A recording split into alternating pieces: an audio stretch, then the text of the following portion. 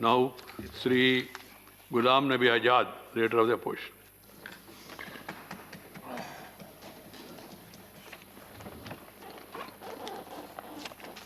माननीय chairman sir,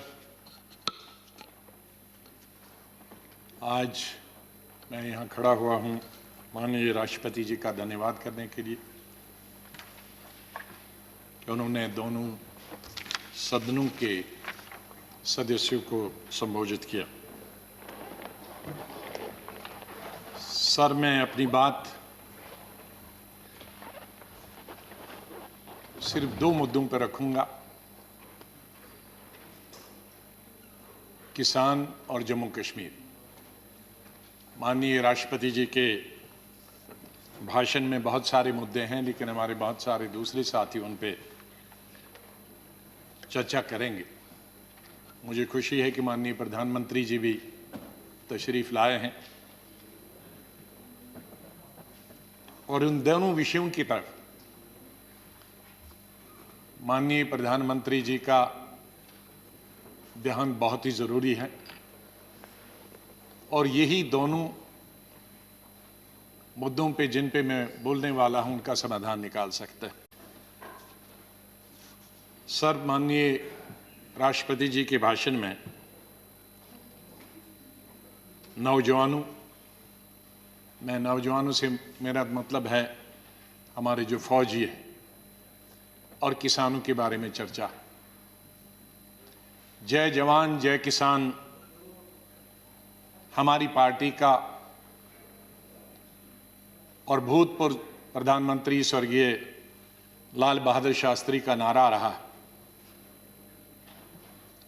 और वो नारा जितना तब जरूरी था उतना ही आज भी जरूरी।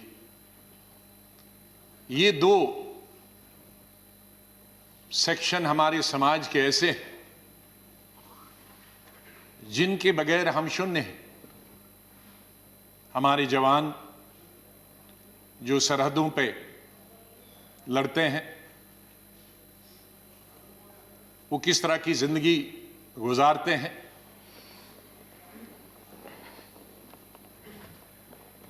और कितनी ठंड में रहते हैं।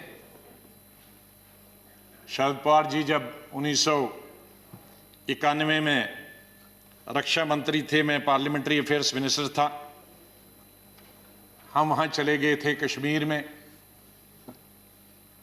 कश्मीर के पहाड़ियों पर जहां 16,000 फुट की बुलंदी पे ग्लेशियर हमारे फौजी रहते हैं। छत बर्फ की, दीवारें बर्फ की, फर्श बर्फ का, और इस तरह इस दफा जितनी सर्दी पड़ी है शायद कभी इतिहास में नहीं हुई है। मुझे लगता है कि 50-60 डिग्री माइनस वहां टेम्परेचर होगा, और उस ठंड में उन ग्लेशियर्स में हमारे फौजी हमारे सीमाओं की रक्षा करते हैं। उसी रीजन में गलवान वैली में हमारे 20 नौजवान पिछले साल शहीद हुए, इसलिए मैं उन शहीदों को भी श्रद्धांजलि देता हूं और अपनी पार्टी की तरफ से पूरी हमदर्दी, पूरी सहानुभूति, पूरा सहयोग उन फौजियों को जो रेगिस्तानों में, गर्मी में और पहाड़ों में सर्दी में, इतनी गर्मी और सर्दी में रहते हैं, हम हमेशा उनके साथ रहें। सर, मैं उन 225 किसानों को भी जो शहीद हुए पिछले 2-2.5 महीनों में, अपनी मांगें सरकार से मनाने के लिए और ठंड में और कई कारणों से आंदोलन के बीच में ये मर गए, शहीद हो गए, मैं अपनी तरफ से भी उनको श्रद्धांजलि अर्पित करता हूं। सर, जो गतिरोध बना हुआ है किसानों का और सरकार के बीच, ये पहली दफा नहीं हुआ। सैकड़ों सालों से किसान संघर्ष करता रहा है, अपने हक के लिए लड़ाई लड़ता रहा है। कभी फ्यूडलिज्म के खिलाफ ये लड़ रहे, जमींदारी के खिलाफ लड़ रहे और कभी सरकार के। मैं उल्लेख देना चाहता हूं कुछ महत्वपूर्ण उन एजिटेशंस जो आखिर में सरकार को अंग्रेजों के जमाने में झुकना पड़ा था। मैं कई दिन से पढ़ रहा था किसानों के आंदोलन के बारे और विशेष रूप से अंग्रेजों के शासन, तो नतीजा आंदोलन का यह हुआ कि सरकार को झुकना पड़ा, विड्रॉ करना। और मैं इस नतीजे पे पहुंचा हूं कि किसानों की ताकत हिंदुस्तान में सबसे बड़ी ताकत, और किसानों से लड़ाई करके हम किसी नतीजे पे पहुंचे नहीं और न पहुंच सकते। अगर आपकी अनुमति हो तो कुछ हिस्ट्री के पन्ने मैं यहां आपके सामने रखता हूं।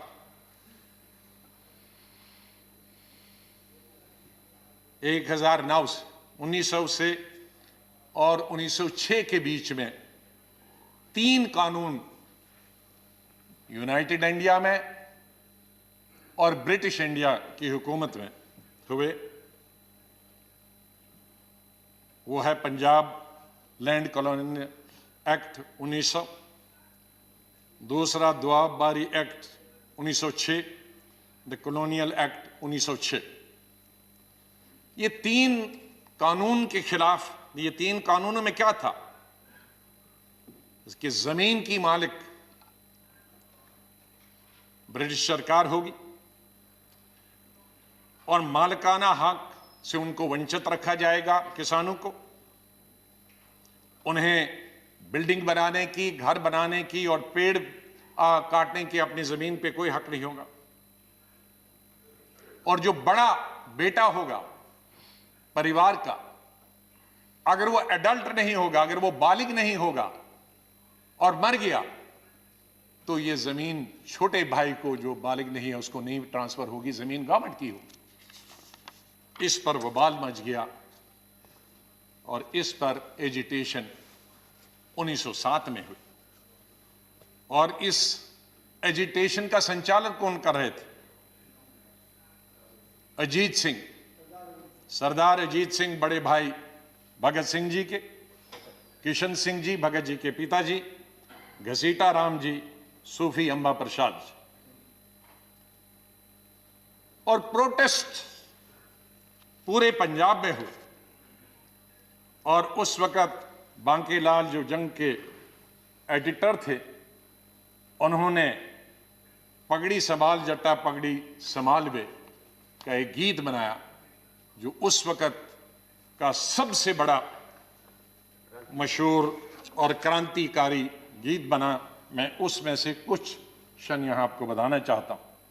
पगड़ी संभाल जट्टा पगड़ी संभाल, तेरा लुट गया माल वे जट्टा पगड़ी संभाल, सारे जगदा पेट भरे तू, सारे जगदा पेट भरे तू, अन्नदाता कहलाए तू, उठ और उठ के खाक के जर्रे, खाक के जर्रे को कहता है, उठ और उठ के खाक के जर्रे एक सितारा बन जा तू, बुझा बुझा सा क्यों है दिल तेरा एक अंगारा बन जा तू, ओ सदियों के ठहरे पानी बहती धारा बन जा तू, लुट गया माल तेरा लुट गया माल वे पगड़ी संभाल जट्टा पगड़ी संभाल।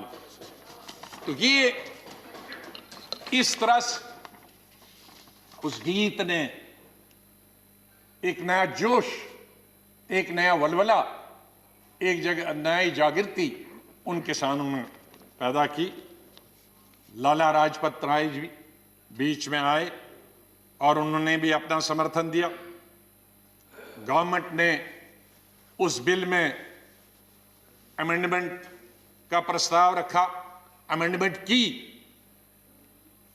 माइनर अमेंडमेंट की, लेकिन इस अमेंडमेंट से और भी आंदोलन ज्यादा बढ़ गया क्योंकि ये उनकी सेटिस्फैक्शन के मुताबिक नहीं थी। और वायलेंस रावलपिंडी, गुजरांवाला, लाहौर में हुआ तब इंडिया यूनाइटेड था, और नतीजा इसका हुआ कि तीनों बिल वापस ले गए सरकार की तरफ से, अंग्रेज हुकूमत। मैं दूसरा उल्लेख, यह हिस्ट्री को मैं अपना नहीं बोल रहा, मैं 1917 में चंपारण सत्याग्रह, गांधी जी के नेतृत्व, और गांधी जी की यह पहली सत्याग्रह थी साउथ अफ्रीका आने के बाद। वहां भी नील की खेती होती थी, इंडिगो जिसको अंग्रेजी में बोलते थे, और वो जबरदस्ती अंग्रेज खेती वो करवा रहे थे। उन्हें अपनी खेती धान वगैरह की इजाजत नहीं थी। गांधी जी पहुंचे, वो लंबी स्टोरी में यहां नहीं बताना चाहता हूं, और सरकार को मजबूर किया कि कानून लाए नील की खेती को खत्म करने के लिए। बिहार और उड़ीसा लेजिस्लेटिव एक ही स्टेट था, उसमें बिल लाया गया, लेकिन मेंबर्स ने यह मांग की कि इस बिल को सिलेक्ट कमेटी को भेजा गया है, और ब्रिटिश सरकार ने वो मेंबर्स की मांग मानी और इसको सिलेक्ट कमेटी में भेजा गया। और न सिर्फ इस बिल को सिलेक्ट कमेटी में भेजा गया, बल्कि एक कॉपी गांधी जी को दी गई और कहा कि आप भी अपने सुझाव बताओ।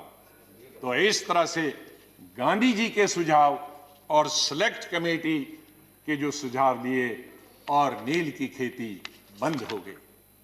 एक दूसरी मिसाल है इस चंपारण की और अंग्रेज हुकूमत की। माननीय प्रधानमंत्री जी मुझसे ज्यादा जानते हैं, क्योंकि उनके स्टेट की बात कर रहा हूं। चौथे आंदोलन की 1918 में खेड़ा सत्याग्रह, जिसमें महात्मा जी गांधी जी शुरू हुए, और बाद में उसका संचालन सरदार वल्लभ भाई पटेल और उनके साथियों ने उसको चलाया। गांधी जी ने और पटेल जी ने कहा कि देश भर के लोग नहीं आएंगे, गुजरात के भी लोग नहीं आएंगे, यहाँ के लोग सिर्फ इसका आंदोलन करेंगे, या ज़्यादा से ज़्यादा गुजरात के लोग, लेकिन बाहर के लोग नहीं आएंगे। उन्होंने पिटीशन दी बम्बई सरकार को, कमिश्नरी को, कि हमारे टैक्स खत्म किए जाएं। उन्होंने बम्बई सरकार ने, जो उस वक्त की यूनाइटेड सरकार थी ब्रिटिश की, उन्होंने उनकी डिमांड को रद्द कर दिया, और उनको वार्न किया गया कि अगर आप ये टैक्स नहीं देंगे, आपकी ज़मीन जब्त की जाएगी, आपकी प्रॉपर्टी जब्त की जाएगी, आप जेल में जा सकते हैं। लेकिन रिवोल्ट इतना बढ़ा कि लोगों ने उसकी कोई परवाह नहीं की गई। प्रॉपर्टी उनकी ली गई, ज़मीन उनकी ली गई, और ज़मीन सीज की गई, लोगों को अरेस्ट किया गया, लेकिन आंदोलन ख़त्म नहीं हुआ। और उसका नतीजा क्या हुआ? उस साल के लिए टैक्स माफ़ किए गए, और जो इंक्रीज जो बढ़ाए गए थे टैक्स सरकार ने, वो घटा लिए, और जो ज़मीन और घर सरकार ने लिए थे उनको वापस दे दिए। तो वापस किसानों की इसमें फिर से जीत हुई। मैं दूसरा सत्याग्रह की बात करता हूं, पांचवें सत्याग्रह की बात करता हूं, बरदोली 1928। इसमें भी 1925 में गवर्नमेंट बम्बई प्रेसिडेंसी ने टैक्स बढ़ाए किसानों के 22%। इतना कभी भी टैक्स नहीं बढ़ा था। और सरदार वल्लभ भाई पटेल जी ने गवर्नर बम्बई को लिखा टैक्स कम करने के लिए, लेकिन गवर्नर ने वो रिजेक्ट कर दिया।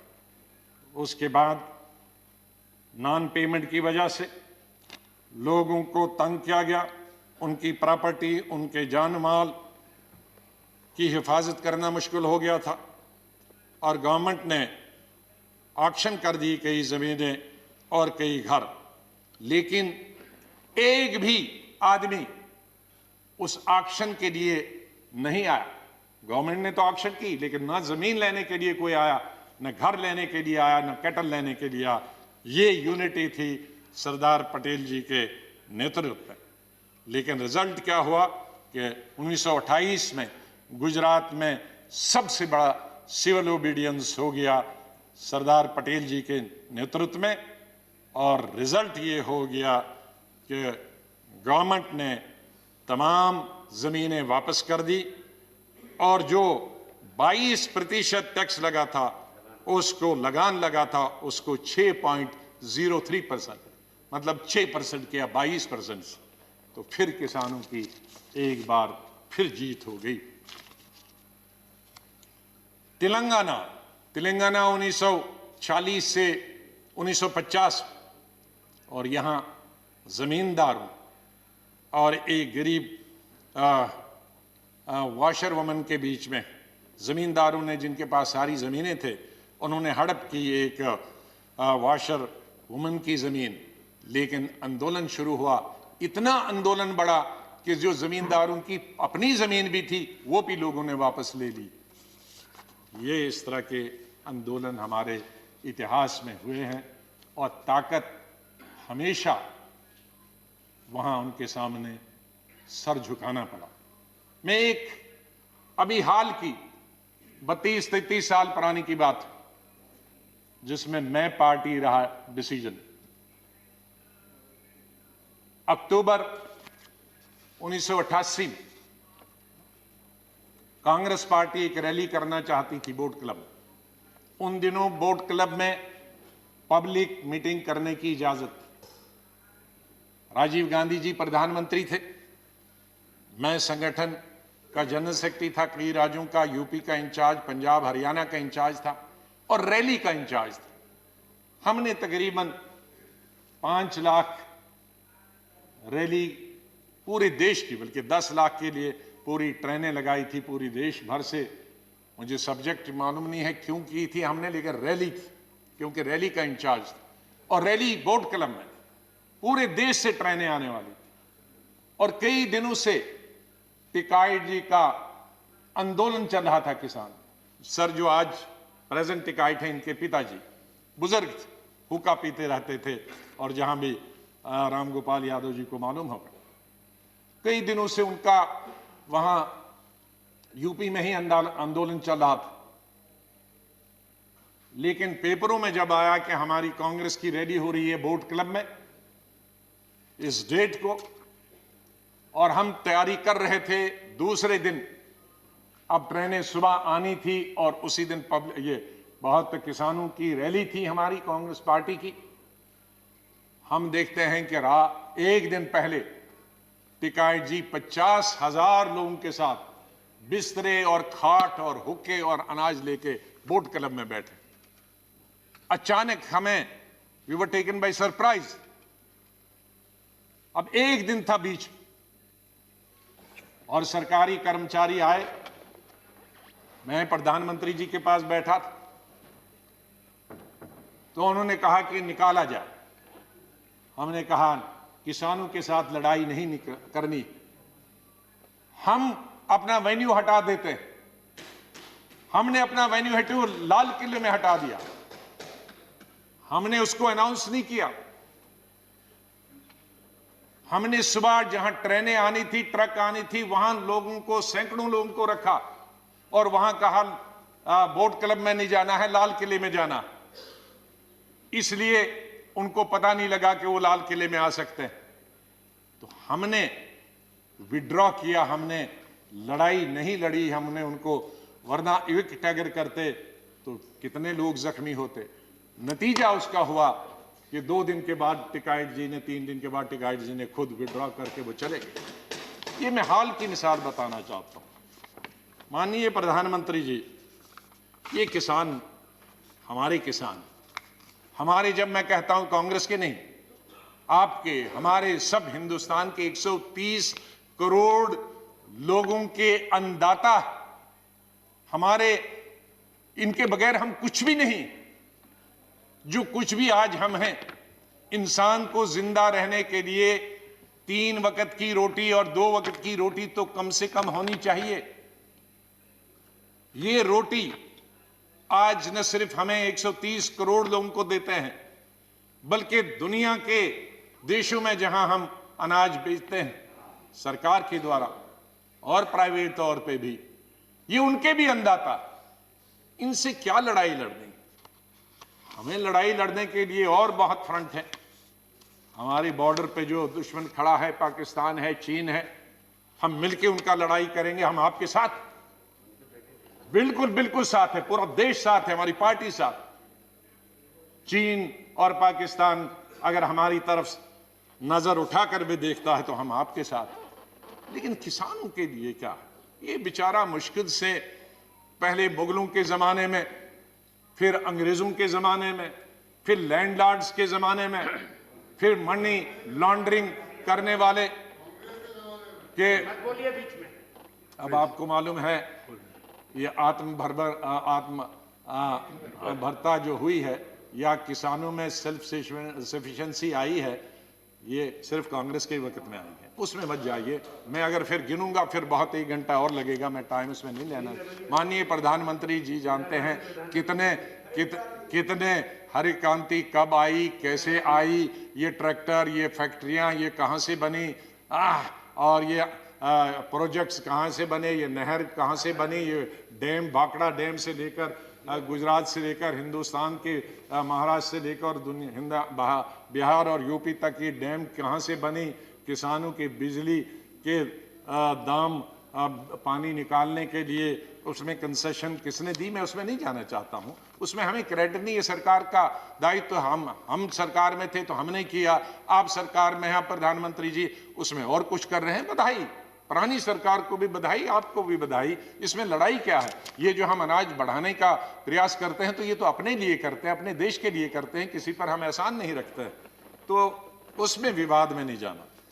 तो मैं माननीय प्रधानमंत्री जी से 2-3 निवेदन करूंगा। जैसे मैंने कहा कि किसानों के साथ हमें लड़ाई नहीं लड़नी। अंग्रेज जब ये तमाम चीजें मैंने दिया कि अल्टीमेटली अंग्रेजों ने विड्रॉ किया, तो हम क्यों नहीं कर सकते? हमारे भाई हैं, हमारे एक हैं। तो अगर सिलेक्ट कमेटी उस वक्त जाता, अगर स्टैंडिंग कमेटी ये जाता, तो शायद वो वक्त नहीं आता। तो मेरी सरकार से ये विनती है कि आप इन तीनों बिल को वापस ले लें। कुछ लोग गुम हो गए हैं, उनके बारे में माननीय प्रधानमंत्री जी से मैं निवेदन करूंगा कि कोई कमेटी बनाएं जो उनकी छानबीन करे, कहाँ गए हैं 26 जनवरी को। या मैं 26 जनवरी का उल्लेख किए बगैर नहीं रह सकता हूं। हम जितनी भी निंदा और जितनी भी निंदा की जा सकती है, हम और हमारी पार्टी उसकी निंदा करती है, पूरी विपक्ष निंदा करता कि जो भी लाल किले पे हुआ वो बिल्कुल नहीं होना चाहिए। वो लोकतंत्र के खिलाफ है, डेमोक्रेसी के खिलाफ है, लॉ एंड ऑर्डर की दुश्मनी से भी खिलाफ। जहां प्रधानमंत्री देश को, दुनिया को संबोधित करते हैं और वहां हमारे नेशनल फ्लैग के साथ बेइज्जती की जाए, इंसल्ट की जाए, उसे बर्दाश्त नहीं किया जा सकता। ऐसे लोग जो उसमें इन्वॉल्व थे उनको कड़ी से कड़ी सजा दी जानी चाहिए। लेकिन मैं साथ में यह भी कहना चाहता हूं कि जो निर्दोष जो किसान लीडर्स निर्दोष, उनके खिलाफ उनको इंप्लीकेट करने के, उनको फंसाने की बिल्कुल न कोशिश किया जाए, फिर उस पर दूसरा आंदोलन होगा। इसलिए जो मैं देखता हूं कि आज इतने अरेस्ट हुए, लेकिन उनमें असली जो लोग हैं 2-4 ही दिखते हैं, बाकी लीडरों को पकड़ा जाता। तो मेरी ये निवेदन है। और इसी से जुड़े हुए कुछ हमारे पत्रकारों को और एक मेंबर शशि थरूर जी को भी उनके देशद्रोही के केस बनाए गए हैं। एक इंसान जो फॉरेन मिनिस्टर रहा, फॉरेन मिनिस्टर ऑफ स्टेट रहा, भारत का नेतृत्व विश्व में करता, वो कैसे देशद्रोही हो सकता? वो अगर देशद्रोही है तो फिर तो हम सब देशद्रोही, फिर कौन नहीं देशद्रोही? कैसे हम एक मेंबर ऑफ पार्लियामेंट जो लोगों ने लोकसभा में चुन के आता, जो देश का नेतृत्व विदेश में करे, उसको हम देशद्रोही कहेंगे? मीडिया के कई एडिटर्स, बहुत बड़े बड़े नाम हैं जो देश की सेवा करते हैं, डेमोक्रेसी को जिंदा रखने में उनका सहयोग रहा, उन पर अगर देशद्रोही का केस चलाएंगे हम, तो मेरे ख्याल में ये लोकतंत्र के खिलाफ होगा और इस सरकार के खिलाफ होगा। माननीय प्रधानमंत्री जी बड़े दिल वाले हैं, तो ये छोटी छोटी लोग, छोटी छोटी चीजें कई आते हैं, रिकमेंड होती है, उनको नजरअंदाज कर देना चाहिए। और बड़े आपके सामने तो इतनी चैलेंजेस हैं, इकोनॉमिक चैलेंजेस हैं, इतने कोविड के बाद तो हमको शून्य से शुरू करना है। आपके पास इतने बड़े बड़े मसले हैं हल करने के लिए। ये सरकार और माननीय प्रधानमंत्री जी अगर उनकी तरफ ध्यान दे तो बहुत अच्छा है। और मुझे पूरा विश्वास है कि सरकार प्रेस्टीज न बनाए इन बिल को वापस लेने के लिए, इन तीनों बिल को वापस ले, और ताकि और अगर माननीय प्रधानमंत्री जी के खुद ऐलान से ये हो जाए तो बहुत बड़ी बात होगी, बहुत बड़ा समाधान निकला। मैं निवेदन करूंगा माननीय प्रधानमंत्री। दूसरा इशू जहां है माननीय प्रधानमंत्री जी, माननीय चेयरमैन साहब, वो है कश्मीर के बारे में। 5 अगस्त 2019 को आर्टिकल 370 खत्म हुआ। ठीक मानते हैं कि आर्टिकल 370 रूलिंग पार्टी का एक एजेंडा था, लेकिन मेरी समझ में आज तक नहीं आया। मैंने दर्जनों बल्कि सैकड़ों स्पीचेस जब मैं 4th 5वीं क्लास से था तब से अटल बिहारी वाजपेयी जी के सुने हैं। जब भी वो जम्मू आते थे और भाषण करते थे, साल में 1-2 दफा आते थे, और यहां पार्लियामेंट तक, इस सदन में उस सदन, एज मिनिस्टर, एज एमपी, उनके एज प्रधानमंत्री, सैकड़ों भाषण सुने। मैंने एक बार भी माननीय अटल बिहारी वाजपेयी जी या उस वक्त के होम मिनिस्टर या गृह मंत्री या बीजेपी का एक लीडर, एक एमपी नहीं सुना हूं 5 अगस्त 2019 तक जिसने किसी सभा में या किसी जगह ये डिमांड की हो या किसी मैनिफेस्टो में ये डिमांड की हो कि स्टेट के 2 हिस्से और यूटी बनाई जाए। सर, मैं अंडरस्टैंड कर सकता हूं और उसमें मैं समर्थन करता। ले डिस्ट्रिक्ट, कारगिल डिस्ट्रिक्ट नहीं, ले डिस्ट्रिक्ट, लद्दाख में 2 डिस्ट्रिक्ट हैं, कारगिल और ले, सिर्फ एक ले डिस्ट्रिक्ट यूनियन टेरिटरी मांगती थी। मैं मानता कि अगर गवर्नमेंट ले को यूनियन टेरिटरी देती और स्टेट को नहीं छेड़ती, लेकिन ये मेरी समझ से आज तक बाहर है कि इतनी बड़ी स्टेट जो अकबर बादशाह के जमाने से लेकर आज तक इस कंट्री की सबसे बड़ी स्टेट थी, और शायद दुनिया में दिल्ली के बगैर अगर किसी स्टेट को दुनिया जानती है वो कश्मीर को जानती। उसकी हिस्टोरिकल बैकग्राउंड, उसकी ब्यूटी की वजह से मैं दुनिया की बात करता हूं। दिल्ली के बाद, क्योंकि दिल्ली कैपिटल है, इसके बाद अगर कोई दुनिया के सब हेड्स ऑफ स्टेट्स और हेड्स ऑफ गवर्नमेंट्स और फॉरेन मिनिस्टर से पूछेंगे तो शायद कोई भी ऐसा आदमी नहीं होगा जो कश्मीर को नहीं जानता। तो उस स्टेट को हमने एक यूनियन टेरिटरी बना के रखा। मेरी आज तक समझ नहीं, वो कोई आके मुझे तो समझाए कि ये क्यों बनी। सर, जो बताए गए थे, मैं ये कहना चाहता था कि आज जितना लॉ एंड ऑर्डर से है, इससे 100 गुना लॉ एंड ऑर्डर जब स्टेट थी अच्छी थी। मिलिटेंसी जब गवर्नमेंट थी, स्टेट थी, मिलिटेंसी सबसे कम थी, और आज सबसे हाईएस्ट। डेवलपमेंटल वर्क सबसे अच्छे थे जब स्टेट गवर्नमेंट थी, चाहे कोई भी हो, चाहे बीजेपी और टीडीपी की गवर्नमेंट ही क्यों ना हो। मैं स्टेट रन गवर्नमेंट करता हूं, कोई चीफ मिनिस्टर के अंदर डेवलपमेंटल वर्क सबसे ज्यादा चल रहे थे। आज कोई डेवलपमेंटल वर्क नहीं चल रहा। कई जो पैरामीटर्स हैं एजुकेशन से, हेल्थ से लेकर बाकी जितने पैरामीटर्स, मैं उनको दोबारा नहीं बताना चाहता हूं, मैं पिछली दफा इस सदन में बोल चुका हूं। तकरीबन 30-40 ऐसे पैरामीटर्स हैं जो नेशनल एवरेज से भी अच्छे हैं। और क्या प्रमाण चाहिए? कोई कास्ट, कोई कम्युनलिज्म, कोई जम्मू और कोई कश्मीर के बीच में, कोई हिंदू, कोई मुसलमान, कोई सिख के बीच में लड़ाई नहीं थी। सर, आज टूरिज्म खत्म हो गया। ये अभी कुछ टूरिस्ट गुलमर्ग में हमने देखे, लेकिन गुलमर्ग में कुछ टूरिस्ट जो जाएंगे सीधे एयरपोर्ट से उतरकर गुलमर्ग, वो एक 5 स्टार होटल का भला होगा, उससे कश्मीर के टैक्सी वाले का, टांगे वाले का, दुकानदार वाले का, हैंडीक्राफ्ट वाले का फायदा नहीं होगा सर। उससे जो छोटे, हजारों छोटे होटल्स हैं, 5 स्टार 2-3 तो हैं, लेकिन हजारों छोटे होटल हैं गेस्ट हाउस में, जिन पर लाखों लोग निर्भर हैं, क्योंकि उन होटल में जो स्टाफ है वो सब 2 साल से घरों में बैठे हैं, क्योंकि एक टूरिस्ट, किसी टूरिस्ट का, रेस्टोरेंट का, यह जो होटल है उसका दरवाजा नहीं खुलता।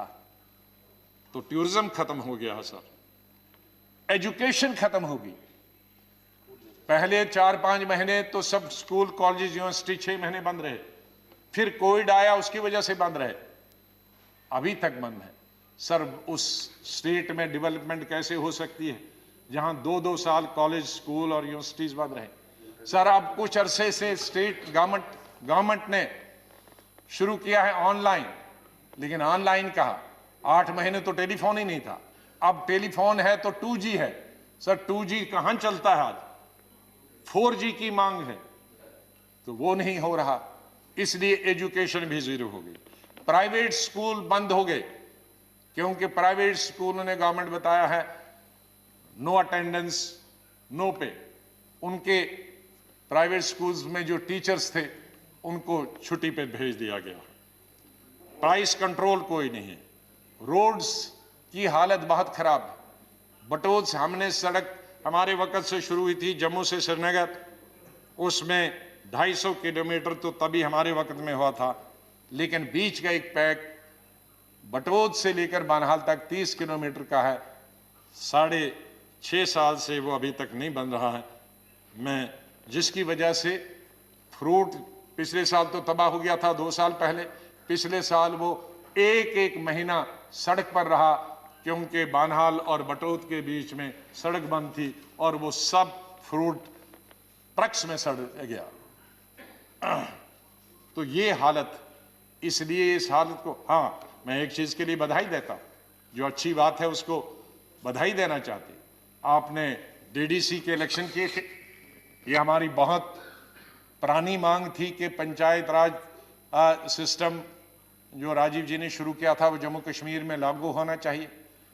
जब मैं स्वास्थ्य मंत्री था तो हमने अपनी पार्टी में रेजोल्यूशन मूव करने के लिए, मैं यहां से चला गया अपनी पार्टी में रेजोल्यूशन मूव करने के लिए कि इसको लागू होना चाहिए, लेकिन कुछ कारणों से कोalition गवर्नमेंट्स में कई मजबूरियां आती हैं।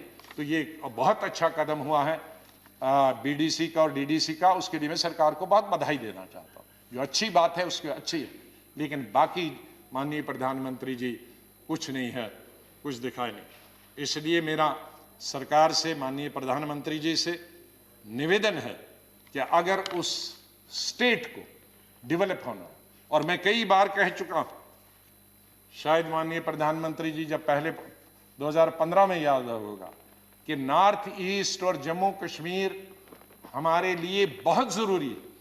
हम नॉर्थ ईस्ट और जम्मू कश्मीर में कोई भी ऐसा कदम न लें जिसकी वजह से जम्मू कश्मीर, लद्दाख मिलाकर और नॉर्थ ईस्ट के लोग नाराज हो जाए। ये बॉर्डर स्टेट्स, हमको जो पंजाब, हमको इंदिरा गांधी ने यही सिखाया। मैं बहुत छोटी उम्र में उनके साथ मंत्री बना था। उन्होंने यही सिखाया कि हम कई फ्रंट्स पे नहीं लड़ सकते। हम पाकिस्तान पे भी लड़े, हम चीन से भी लड़े, और फिर जो बॉर्डर पे फौज का काम करते हैं, नहीं, उसकी बात में अभी किसान वाली बात खत्म हो गई, मैं जम्मू कश्मीर की बात करता हूं कि वहां हम लद्दाख के लोग भी नाराज हो जाएं। आप कहेंगे उनको यूटी मिली, खुश हो गए। नहीं, लद्दाख के लोग खुश नहीं हैं, क्योंकि 35A में उनकी जमीन कोई भी खरीद सकता है।